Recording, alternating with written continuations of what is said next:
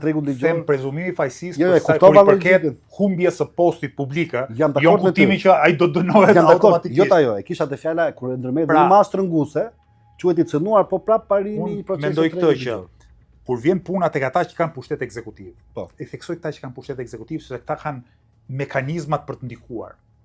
Për imuniteti parlamentar është vendosur shumë vite më parë, dekada më parë ose shekuj më parë, pikërisht sepse deputeti mund të jetë zëri i popullit, mund të jetë ai që i kundërvjet pushteteve të forta në shoqëri, oligarkisë, krimit e kështu me radhë. Dhe prandaj për këtë arsye, meqense po hap shumë luftra me përbindësat në emër të qytetarëve, ligji e mbron. Dakor?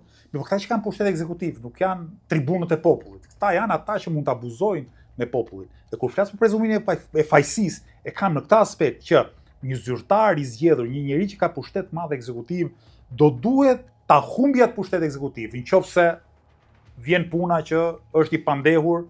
Domethënë, zonja Balluku sot që është e pandehur, është zëvendës kryeministe, ka diçka që nuk shkon këtu. Pavarësisht se nuk ka një masë të sigurisë ende, është e pandehur. A mund të jetë zëvendës kryeministrja e pandehur dhe të mbajë detyrën e zëvendës kryeministres? Po sigurt të ketë një masë sigurie edhe të jetë në burg. A mund të jesh zëvendës kryeministër nga burgu? Sipas gjykatës kushtetuese po praktikisht, po nuk të hoqë Rama, nuk ka kushteq. Po a shkon kjo?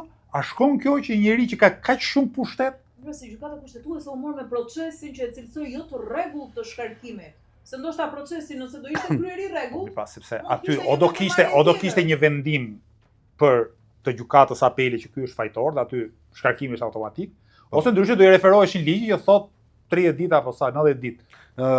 Kimimi 45 ditë, edhe nëse do kishte një apelim. Po pra, domethënë